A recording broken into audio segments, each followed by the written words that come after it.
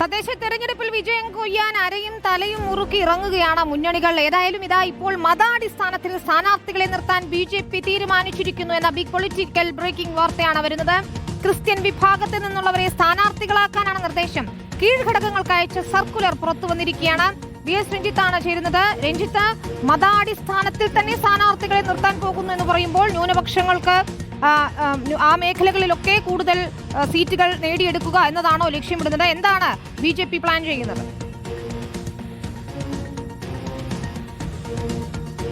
വിനിത, വളരെ നേരത്തെ തന്നെ ഇത്തരത്തിൽ ക്രിസ്ത്യൻ ഔട്ട്റീച്ച് വർദ്ധിപ്പിക്കുന്നതിന്റെ ഭാഗമായുള്ള നടപടികൾ BJP ആരംഭിച്ചിരുന്നു. അതിൽ തന്നെ തദ്ദേശ സ്വയംഭരണ തെരഞ്ഞെടുപ്പുമായി ബന്ധപ്പെട്ട് ഓരോ വാർഡുകളിലും ഒരു പ്രത്യേക സമിതി രൂപീകരിക്കാൻ വേണ്ടി BJP നിർദ്ദേശിച്ചിരുന്നു. അതിലൊരു വനിത ഉണ്ടാവണം, ഒരു ക്രിസ്ത്യൻ അംഗം ഉണ്ടാവണം. അങ്ങനെ ഓരോ കമ്മ്യൂണിറ്റിക്കും ഓരോ വനിതകൾക്കും ഒക്കെ പ്രാതിനിധ്യമുള്ള സമിതി രൂപീകരിക്കണമെന്ന് നേരത്തെ തന്നെ പറഞ്ഞിരുന്നു. അതിലൊരാളായിരിക്കും പിന്നീട് സ്ഥാനാർത്ഥിയായി വരിക എന്നൊരു സൂചനയുണ്ടായിരുന്നു.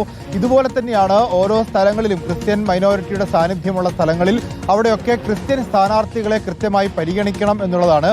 അതിൽ ക്രിസ്ത്യൻ ഔട്ട്റീച്ചിന്റെ ചുമതലയുള്ള ഷോൺ ജോർജ് തന്നെ നേരിട്ട് അവരുടെ ടീം നടത്തിയ പഠനത്തിൽ എവിടെയൊക്കെയാണ് ക്രിസ്ത്യൻ സ്ഥാനാർത്ഥികൾ വേണ്ടത് എന്നതിനെക്കുറിച്ച് വ്യക്തമായ പഠനം നടത്തുകയും ആ പഞ്ചായത്തുകൾക്ക് നിർദ്ദേശം കൊടുക്കുകയും ചെയ്തിട്ടുണ്ട്. അതിൽ തന്നെ ഇപ്പോൾ കണ്ണൂരിന്റെ ഒരു റിപ്പോർട്ട് സർക്കുലറാണ് പുറത്തു വന്നിട്ടുള്ളത്. കണ്ണൂർ നോർത്ത് ജില്ലയിൽപ്പെട്ടിട്ടുള്ള ഉദയഗിരി, ആലക്കോട്, നടുവിൽ, എരുവശ്ശേരി, പയ്യാവൂർ, ഉളിക്കൽ, ശ്രീകണ്ഠാപുരം, ചപ്പാരപ്പടവ്, ചെറുപുഴ തുടങ്ങിയ പഞ്ചായത്തുകളിലൊക്കെ തന്നെ വ്യത്യസ്ത നമ്പറുകളിൽ, ചില പഞ്ചായത്തുകളിൽ 4 അംഗങ്ങൾ, ചില പഞ്ചായത്തുകളിൽ 2 അംഗങ്ങൾ, ഇപ്പം നടുവിൽ പഞ്ചായത്തിൽ 8 അംഗങ്ങൾ, അങ്ങനെ ഓരോ പഞ്ചായത്തിലും വ്യത്യസ്തമായി അവിടുത്തെ സാമുദായിക സന്തുലിതാവസ്ഥ അനുസരിച്ച് ക്രിസ്ത്യൻ സ്ഥാനാർത്ഥികളെ മത്സരിപ്പിക്കണം എന്നുള്ളതാണ് ഇപ്പോൾ നിർദ്ദേശം നൽകിയിട്ടുള്ളത്. ഇത് കണ്ണൂർ നോർത്തിൽ മാത്രമല്ല, തെക്കോട്ട് പോകുന്തോറും അത്തരത്തിലുള്ള ജില്ലകൾ, ഇപ്പോൾ കോട്ടയം പോലെ മധ്യ തിരുവിതാംകൂറിലേക്ക് ജില്ലകളിലൊക്കെ തന്നെ കൂടുതൽ ക്രിസ്ത്യൻ പ്രാതിനിധ്യം വേണമെന്ന നിർദ്ദേശം ഉണ്ടായിരിക്കും. ഇത് പാർട്ടിയുടെ ക്രിസ്ത്യൻ ഔട്ട്റീച്ചിന്റെ ഭാഗമായിട്ടുള്ള സാമുദായിക സന്തുലിതാവസ്ഥ ഉറപ്പുവരുത്തുന്നുള്ളതാണ്. നേരത്തെയും ഇത്തരത്തിൽ എല്ലാ രാഷ്ട്രീയ പാർട്ടികളും അതത് നാടുകളിലെ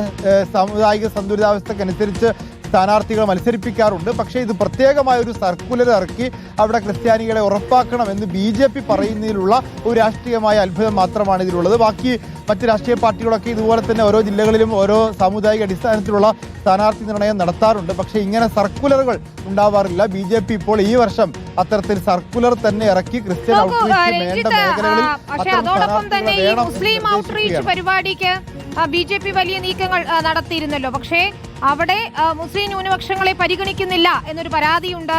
ഇതിലിപ്പോൾ മൈനോറിറ്റി മോർച്ചയുടെ ഒരു മണ്ഡലം പ്രസിഡന്റ് രാജിവെച്ചു എന്ന വാർത്ത വരുന്നു. പൊന്മുണ്ടൻ ഡിവിഷനിൽ സ്വതന്ത്രനായി മത്സരിക്കുന്ന സിയാദിന്റെ ആ പ്രതികരണം കൂടി കേട്ട ശേഷം വരാം രഞ്ജിത്ത്. മൈനോറിറ്റി മോർച്ചയ്ക്ക് അർഹതപ്പെട്ട ഒരു അംഗീകാരം ശരിക്കും മലബാർ മേഖലയിൽ കിട്ടുന്നില്ല എന്നൊരു തോന്നൽ കൊണ്ടും പ്രാദേശിക ഘടകങ്ങളിലൊരു ഞാനത്ര സാറ്റിസ്ഫൈഡ് അല്ല. ഞാൻ പേഴ്സണലായിട്ട് പറഞ്ഞാണ് അങ്ങനെ ഒരു കാരണം കൊണ്ടാണ് മാറി നിന്നിട്ട് സ്വതന്ത്രമായി മത്സരിച്ചിട്ട് എങ്ങനെയാണ് ജനങ്ങൾ, കാരണം ഇപ്പോൾ തദ്ദേശ ഭരണങ്ങൾ, ജില്ലാ പഞ്ചായത്ത് മെമ്പറായാലും ബ്ലോക്ക് പഞ്ചായത്ത് ഇവരൊന്നും ജനങ്ങൾക്ക് അറിയുക പോലില്ല. അപ്പോൾ ജനകീയനായി മത്സരിക്കാൻ തോന്നിയതുകൊണ്ടാണ് എൻ്റെ കൂടെ ഉള്ളവരും നാട്ടുകാരും അങ്ങനെ ഒരു കാര്യം പറഞ്ഞപ്പോൾ കൂടുതൽ പരിഗണന അവിടെയാണ് കിട്ടുന്നത് തോന്നിയതുകൊണ്ടാണ് ഇങ്ങോട്ട് മാറിയത്. രഞ്ജിത്ത്, അപ്പോൾ ഇത്തരം BJP നീക്കങ്ങളിൽ കല്ലുകടിയും തുടക്കത്തിൽ തന്നെയുണ്ട് അല്ലേ? വിനിത, ഇന്നാണ് BJPയുടെ ഭാഗത്ത് നിന്ന് ഈ മുസ്ലിം ഔട്ട്റീച്ചിന്റെ ഭാഗമായി പഴയ VC അബ്ദുൽ സലാമിന്റെ നേതൃത്വത്തിൽ മുസ്ലിം വീടുകളിലേക്ക് എത്തി അവിടെയൊക്കെ ആളുകളെ കണ്ട് ഈ ഔട്ട്റീച്ച് വർദ്ധിപ്പിക്കുന്നൊരു പ്രഖ്യാപനം ഉണ്ടായത്. ഇന്ന് ഈ നിമിഷം തന്നെയാണ് ഇപ്പോൾ തിരുനാവായ മണ്ഡലം പ്രസിഡന്റ്, BJPയുടെ തിരുനാവായ മൈനോറിറ്റി മോർച്ചയുടെ പ്രസിഡന്റായിട്ടുള്ള സിയാദിന്റെ രാജി കൂടി വെക്കുന്നു. അദ്ദേഹം രാജിവെക്കുന്നു എന്ന് മാത്രമല്ല, അവിടെ പൊന്മുണ്ടം ഡിവിഷനിൽ നിന്ന് മലപ്പുറം ജില്ലാ പഞ്ചായത്തിലേക്ക് മത്സരിക്കുമെന്നും അത് രാഷ്ട്രീയത്തിന് അതീതമായി സ്വതന്ത്ര സ്ഥാനാർത്ഥിയായി ജനങ്ങൾക്ക് വേണ്ടി പ്രവർത്തിക്കും എന്നാണ് സിയാദ് പറയുന്നത്.